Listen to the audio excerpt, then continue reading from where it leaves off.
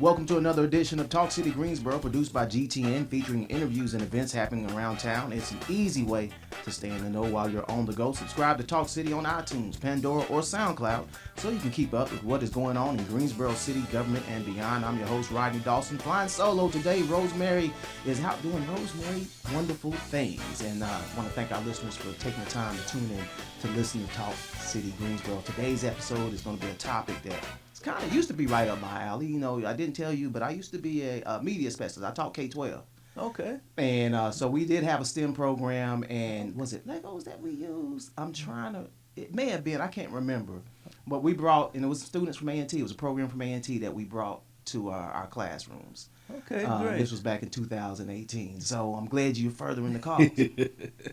But our guest today from North Carolina, A&T State University, Aggie Pride. Personal privilege. Aggie Pride. There you go. Dr. Bennett with the College of Engineering. He's the Director of STEM Engagement. Thank you for joining us here on Talk City. Got a wonderful event coming up on Friday the 12th. We're going to get to that. But first off, who are you? What got you to doing this? So I will start off by saying my name is Dr. Corey Bennett. I'm Director of STEM Engagement in the College of Engineering at North Carolina A&T State University. I've been there in that position since 2013. Okay. I received my graduate degrees also from North Carolina A&T. And where are you coming from? Originally, I'm from Pittsburgh, Okay. Pennsylvania. Still a fan. They do. Hey, And you no root other. for that Tomlin guy. Hey, He might belong to it. I root for him, Yeah. but right now it's kind of difficult. So I'm joking. Mike Tomlin's a fraternity brother, Dr. Bennett and I. But yeah, so you came from Pittsburgh. You went to grad school.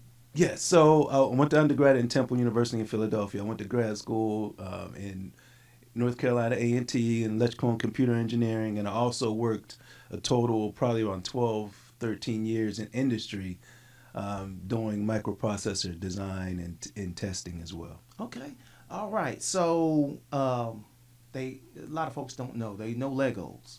I was talking to someone yesterday, the gentleman you just walked out. He's in his late 20s, and he links Legos with the Pirates of the Caribbean. And I said, no, the Legos are before that. So educate us on what the first Lego League is. At first, before I got involved, I knew nothing about it. So FIRST stands for as an acronym for Inspiration and Recognition of Science and Technology. Okay. It's a nonprofit organization, global, and established by this well-known inventor. If you met him, you would not know he's as successful as he is, and he's well-known globally. And the way I got involved in it directly is, all right, so where I grew up in Pittsburgh, underserved area, and in parts of New York as well. I went to high school. We didn't have this at my schools that I attended. So it would have been great to have it, but we didn't. So there was an invitation, an opportunity to come back and go to a tournament, go to a first Lego League tournament. Okay. And that's all it took. For me to see, it was coming back in North Carolina. All I had to do was go to a tournament, see the smiles on the kid's face, see the excitement, and noticing the first Lego League product that's on the table, that they actually have robots and are doing research and seeing what's involved. Right. For me to want to say, okay, wait a minute, we need to do this. I need to be involved with this. So let's do it. What are some of the key things you saw in the students that brought that excitement?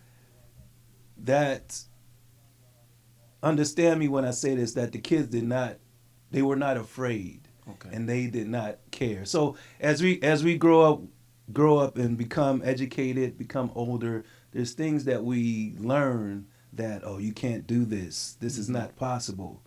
But nowadays, everything is possible for these children.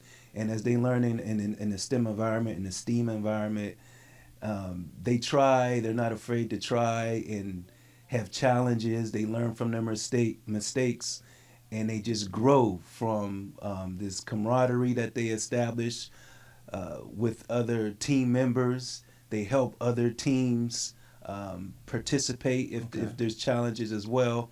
And that's another thing about First Inc. The whole philosophy of First is to grow the children to become innovators and industry leaders, and to understand that working with others is a great opportunity and way to have an impact on the world and the community. Giving them experience collaborating. Yes, because there's consider others. And you wanted to know, and let me just expand on how I became interested in this. Is that when I went to a tournament, and I knew it was a competition, right? Teams competing against each other, and when I saw a team actually running to the competition table and drop the robot, right, and it broke, but a number of teams came running trying to help that one team pick up the pieces. And they spent time putting the robot together. And let that team continue on competing during the tournament. And it's a great thing to see. Right. So it's a competition, but it's even a collaboration amongst the competitors. Right. And that's more important. Is to show you're collaborating with and helping other teams. All right, before we get to the event on Friday, what are the age groups you're working with here? So the history with North Carolina A&T State University in First is that A&T has been a part of, or a partnership with First since 2006. And there are 3 programs within First, one called First Lego League, one called First Tech Challenge, the other called First Robotics Competition. And within the state of North Carolina, the university is responsible for managing First Lego League and First Tech Challenge, which covers K through 12th grade. First Robotics Competition also covers high school, 9th through 12th grade, and that's run by a nonprofit called First North Carolina by Miss Marie Hopper, and that's another program. But as you go from First Lego League to First Robotics Competition, the robotics itself gets more involved, get more complex, and so the kids learn as they get older how to do different things about automation and robotics.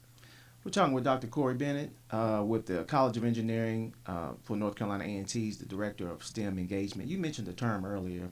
Like I said, I used to teach, so I remember some of these acronyms. But STEM, science, technology, engineering, and math.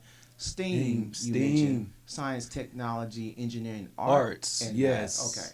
Yes, so arts is important. That's a newer thing that's being emphasized. And it's not just building a robot anymore. Okay, it's building a robot. Does it look like something? Does it visually attract you? Does it make certain sounds? And another why I say certain sounds is because with this beautiful competition that changes every year, there's a theme that changes, right? And the theme is based on a universal problem that's global, and the children, the teams must create some sort of solution to that problem, and they must do research, and they must present it in front of judges as well. That sounds like a lot of work. Now, it is. And I'm thinking of going into a classroom, like an 8th grade classroom, and say, hey, this is what we're going to do. But you make it fun. So this is not written. But I'm telling you, it's fun. The kids don't see the teams involved. The kids,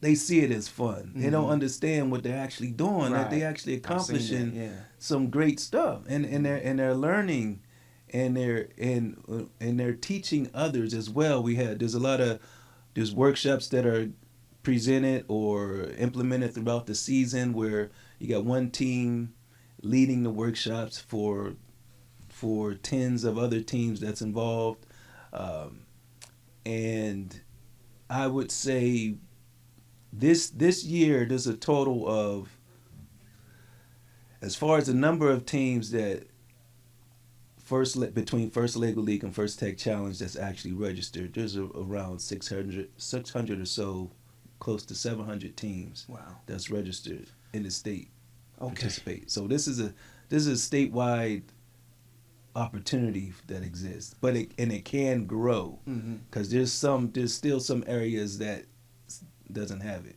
Okay, let me see if I can paint the picture of how special this event is on Friday. Okay, so I'm my daughter's into STEM, but she's a student at Grimsley and she's in the band, so I follow the band. So now I'm following the football team, and they're in the playoff round. Okay, and so tonight they don't play tomorrow night because of weather. Tonight they play. If they win, they go to their state championship. Where does First Lego League state championship fall in that cycle? Is this like the championship game for the state, or? So good question. The way it was that it's organized in the state, we have qualifying rounds. Between the qualifying rounds and the state championships, we might have a semifinal. It depends on how the planning goes. And the state championship for both First Lego League and First Tech Challenge, the two programs that we manage, is beautiful. That's the kids, the teams. That's what they're competing for, is to attend.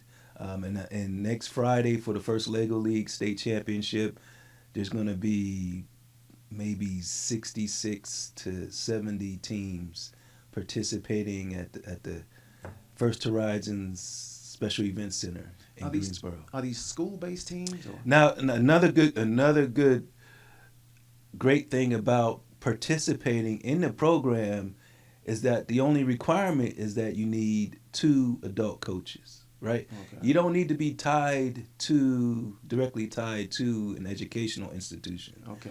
There's mother and fathers who are actually coaches, right? There's Girl Scouts, Boy Scouts, sororities, fraternities, YMCAs, and community teams. Mm-hmm. So you don't have to be directly tied to a school, but that's an avenue that schools should get involved with, and we're trying to push that opportunity. Well, you give me another idea just from talking. It's going to take place Friday the 12th.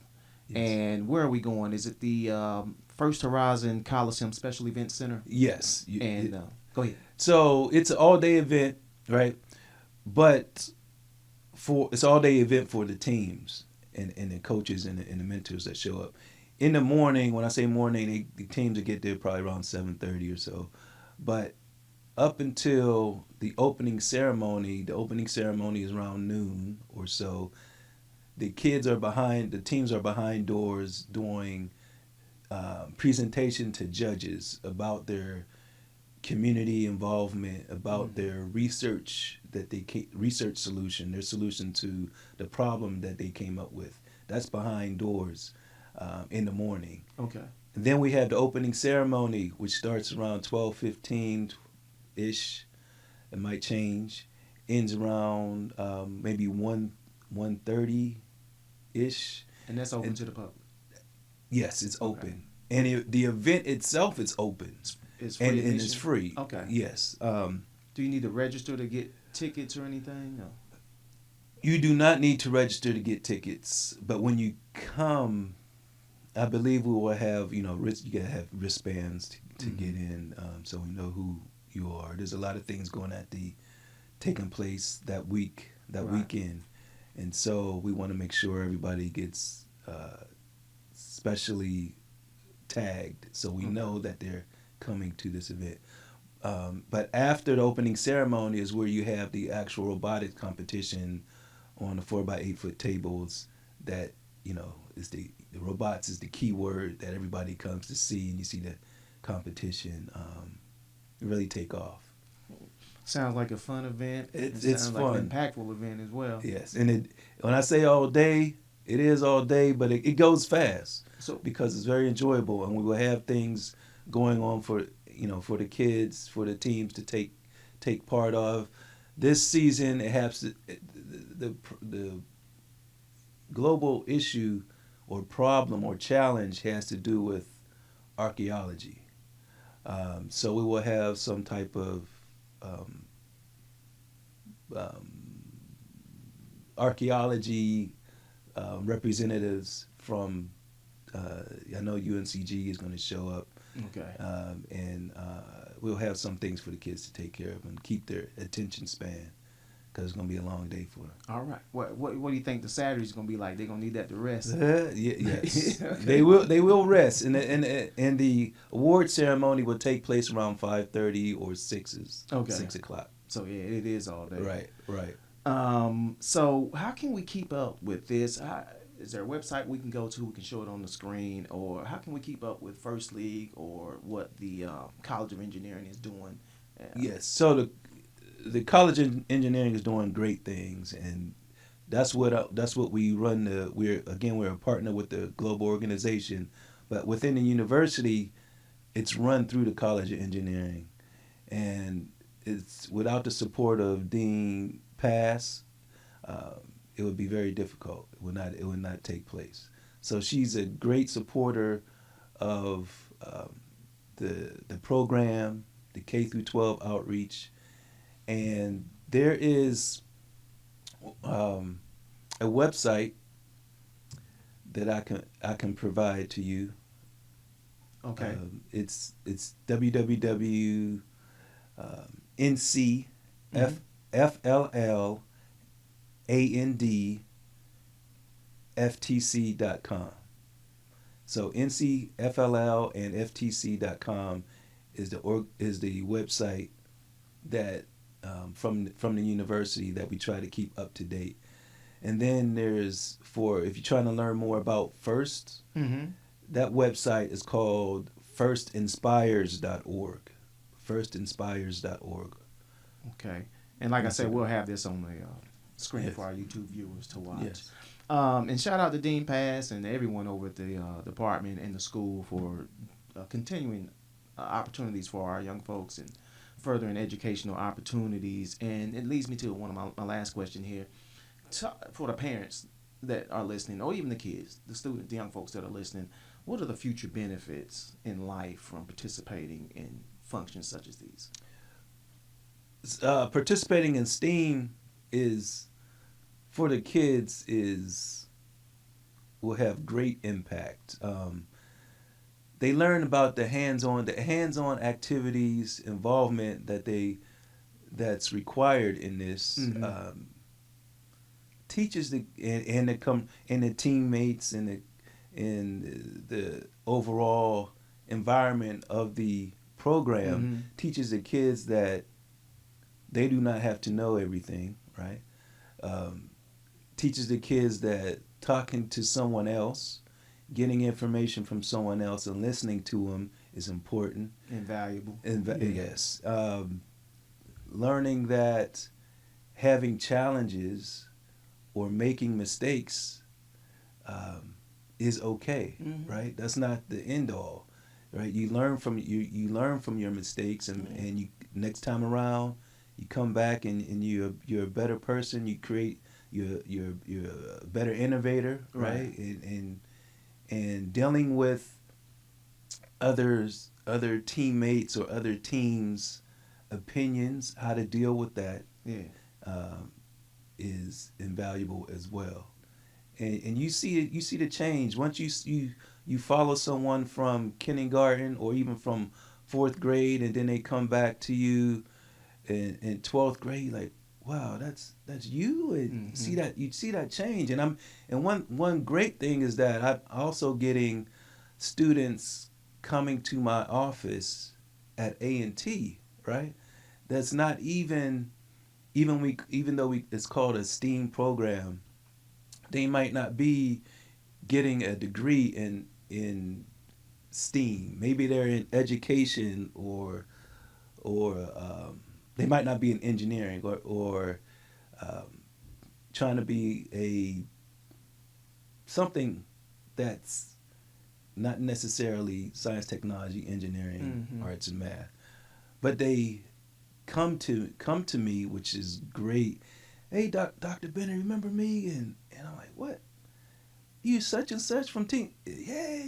I'm here, and they actually here at A&T, and that's a benefit of A&T being a open supporter is that they realize that North Carolina A&T State University cares about you as a person, cares about your education, and that you're going to become the next leader, the next innovator. And when they filling out their high school, when they about to graduate high school, when they looking at colleges or universities to apply to, A&T is on their list because they know, wait a minute, I've been involved in these robotics programs, and exposure, and A&T's been a supporter of us, and they add us to their applications, and some come, some don't. Speaking of support, really quick, are there any other supporters that you can mention? Yes, so we don't survive without sponsors. Okay. We need sponsors, and I could list some of the sponsors are, of course, A&T University itself, Shell, Lockheed Martin, RTX, TE Connectivity, PB&G, Gene Haas, and those are the sponsors that I could think of. Okay. Local sponsors, but First itself has sponsors globally as well that provide support through First that provides it to their separate regions. Okay. Well, it's taking place on Friday the 12th. They said the opening ceremony will kick off around 12:15ish. Just get there at 12. Yes. To be certain, get your parking and all that. Taking place at the First Horizon Coliseum Special Event Center, and put on by a wonderful group of people who love to educate folks. You know, the root word of education is educere, which means to lead someone out to their fullest potential. And that, to me, that's true education. When you're making them a better person. Sounds like that's exactly what you're doing. So, I wish you success and hope to see you out there. Go ahead. And can I add one more thing? So I know I'm getting interviewed, right? Which is great, and thank you for this opportunity. But this program does not survive without volunteers, right? Okay. So right. I manage a planning committee. Planning committee consists of committed and excited community volunteers throughout the state of North Carolina who assist me in different aspects of making sure that First Lego League and First Tech Challenge comes out smoothly and best as possible to the community. So we need volunteers at every event because there's volunteers that are judges, that are referees, okay, that are general volunteers that come participate at events. But the community of all the communities within the state of North Carolina, volunteers are very important, and I just want to make sure that they know I appreciate their effort in assisting us in the university in managing these programs. Can people learn to volunteer? How they can volunteer by going to the website? Yes, okay. They can. All right, we'll give that website again. Of course, you was www.ncfllandftc.com, and we'll show it on the screen. Dr. Corey Bennett, College of Engineering, North Carolina A&T, thank you for joining us, telling us about First League and the state competition that's happening right here in the Gate City. That's right. Big things are happening. All right. I appreciate it. And thank you to Tiffany for setting everything up. Thank you, Tiffany. Yeah. All right. You two listeners can stay tuned in weekly by subscribing to Talk City Greensboro on iTunes, Pandora, and don't forget, you can download Talk City from SoundCloud. Thank you for tuning in to Talk City. Be sure to watch GTN, your official source for news and information about the city of Greensboro. GTN is available on Spectrum Channel 13, AT&T Uverse Channel 99, and Lumos 31. GTN also streams live on Roku and the city's website at greensboro-nc.gov.